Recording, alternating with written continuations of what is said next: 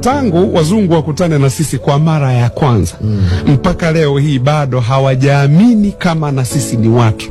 Bado kabisa hadi mpaka sasa bado hawajaamini kuwa sisi ni nini, sisi ni watu. Kwa sababu kumbuka Charles Robert Darwin alipokutana na mtu mweusi kwa mara ya kwanza alisema tuna ukaribu sana na nyani. Ni Charles Darwin ambaye na theory yake ndio imekuwa imeandika historia yetu. Unajua kwa binadamu wa kwanza alikuwa nyani, akaanza kubadilika hatua kwa hatua na hivyo. Lakini James Watson, mtaalamu wa tiba na mshindi wa tuzo ya Nobel ya mwaka 1962, alisema mtu mweusi ana akili ndogo kuliko mtu mweupe. Haya ni matusi haya. Mwaka 1985 Kaburu Peter Botha, yule wa Afrika Kusini, alisema watu weusi wanaofanana na binadamu na kutenda mambo kama binadamu hayawahalalishi wao kuwa watu wenye akili timamu na binadamu aliyetimia. Huyu ni Peter Botha. Botha kaendelea kusema katika upeo wazungu ni bora kuliko weusi. Hilo halina ubishi, kwani limejidhihirisha kwa miaka mingi iliyopita. Kwa maana hiyo mweusi ni malighafi kwa mweupe. Yani mtu mweusi ni malighafi kwa mtu mweupe. Ndio maana unaona Botha huyo? Yes, Botha, kwa sababu ndio maana unaona watu wakawa watumikisha pale. Lakini mzungu mwingine alisema kuwa kadiri mtu mweusi anavyozidi kuwa mweusi ndivyo anavyozidi kupungukiwa akili. Umeona, huyu ni mzungu mwingine naye. Ni matusi ambayo sasa tujitafakari.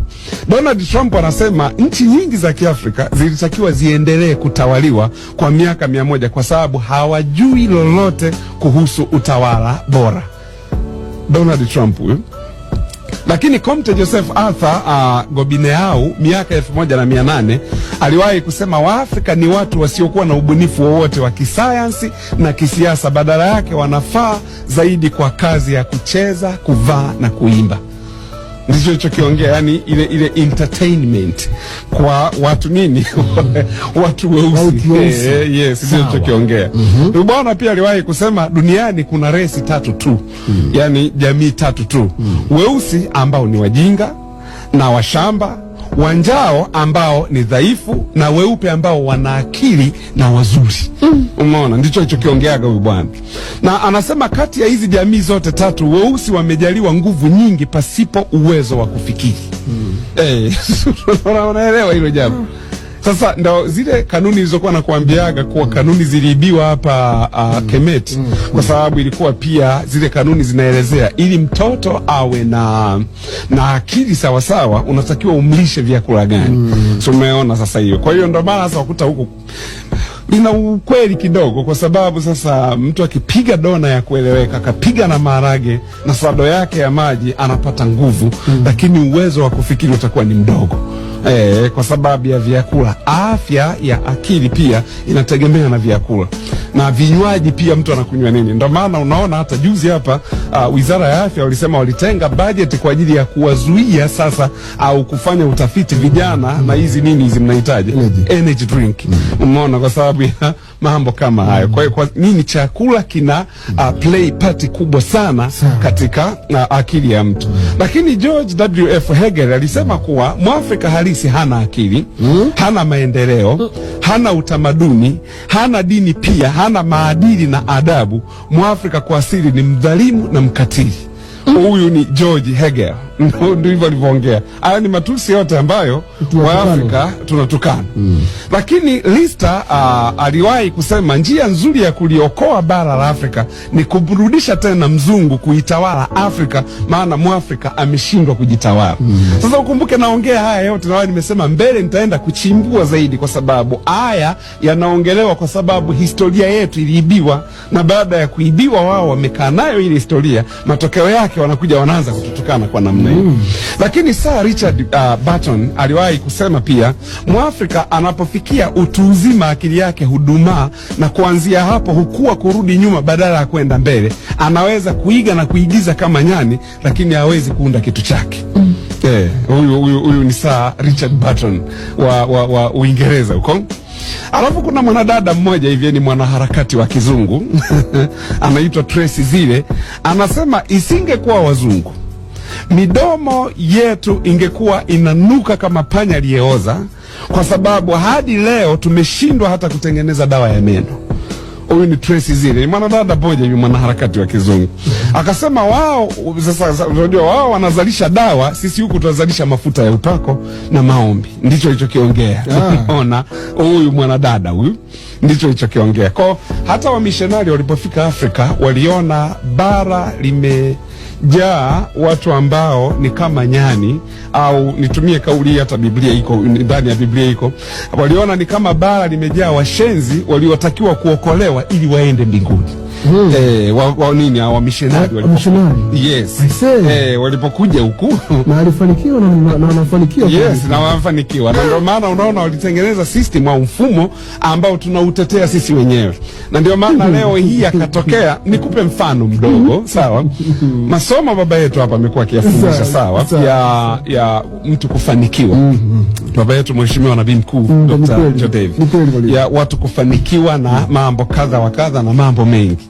Nikasikia juzi hapa tena kuna mtumishi mmoja yuko Dar es Salaam anaitwa Mzee wa Upako, na akawa anaongea hivyo kuwa yeye akasema masikini wana 98 na pointi sijui ngapi ya kuto kuingia mbinguni, lakini matajiri wana 70 ya kwenda mbinguni.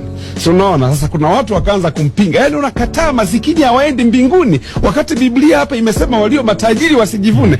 Tumetengenezewa mfumo ambao tunaona maana umasikini Afrika ni sifa ya kwenda mbinguni. Sifa. Yes. Hatari. Yes. Ni sifa ya kwenda mbinguni. Hiyo ni programming. It was a programming ambayo tumekuwa programmed hivyo, mfumo ambao ni mifumo ya kishetani mimi naita, alafu sisi tuendelee kuitetea. Kwa ndo maana unaona wamishonari walipofika Afrika waliona bara hili limejaa wajinga wanaotakiwa waokolewe waende mbinguni. Ndio maana hatuangalii kuhusiana na kufanya kazi, hatuangalii kuhusiana na hata injili ya Yesu anarudi leo ndio inayosababisha watu waendelee kuwa nini? Kuwa masikini. Kwa walokole tuache uvivu, tukafanye kazi, tuache mambo ya ajabu. Kondo unaambia sasa ndio waache mambo ya ajabu wakafanye kazi. Yaani kwa wazungu hadi kesho wanaamini wao ndio wateule wa Mungu wenye wajibu wa kuiokoa Afrika. Wazungu wanaamini hivyo. Kwa Afrika tumeitwa majina yote mabaya: bara la giza, bara lisilo na matumaini, kovu la dunia. Ndio tunasoma kweli. Yes. Bara la giza. Bara la giza. Tumesoma kweli. Bara lisilo na matumaini, kovu la dunia, pori la washenzi, bara lenye viumbe waliolaaniwa na waliokata tamaa, bara la watu wanaohitaji kuokolewa na mzungu. Unaona? Hii ni nini? Ni Waafrika tumeitwa hivi. Lakini sasa Bwana Deogratias Festo, kabla ya kuwajibu wazungu, tujitafakari basi na sisi tuone. Ina maana kwamba tuwajibu kwa vitendo mwalimu? Tujitafakari kwanza kabla hatujawajibu. Tujitafakari. Gari linauzwa milioni 2 Japani. Likiletwa Afrika linauzwa milioni 12. Yaani mtoza ushuru anakula nyingi kuliko mwenye mali. Elewa? Na anaeliwa na ndugu yake mtoza ushuru, yani Mwafrika namla Mwafrika mwenzie.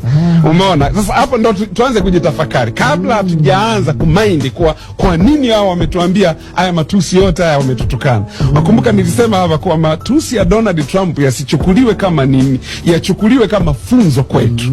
Umeona? Kwa okay, hiki alichokiongea je, tunafanyaje? Umeelewa? Haya, tuna mafuta kila bahari ya Afrika, lakini tukitaka kuyachimba tunamuita mzungu aje kutuchimbia, na wakati tunazalisha mainjinia kila mwaka Afrika. Umeona? Sasa hapa kuna akili kweli au akili melala? Malaysia walikuwa wanakwenda Ghana kujifunza kilimo cha mawese. Leo hii Ghana wanakwenda kujifunza kila kitu Malaysia, hadi kilimo cha mawese. Hapa nani hana akili na nani ana akili hapa? Kwa kilimo cha mawese wanakwenda kujifunza nje. Ndio. Umeona? Kwa sababu Malaysia tunakumbuka walikujaga Afrika kujifunza kilimo cha nini? Cha mawese. Na wakachukua na mbegu huku za mawese wakaenda nazo kule. Leo hii Malaysia ni mzalishaji mkubwa kwa sababu wenzetu wakiamua jambo wanaamua. Ni kama China 2011 walisema tunataka tutengeneze mamilionea, yani bana tuondokane na uombaomba, tutengeneze multimillionaire. 2021 yani walisema kwa muda wa miaka 10. 2021 kweli China imekuwa na mamilionea wa kutosha, yani wengi, na wamewekeza maeneo mbalimbali. Kwa wenzetu wako hivyo.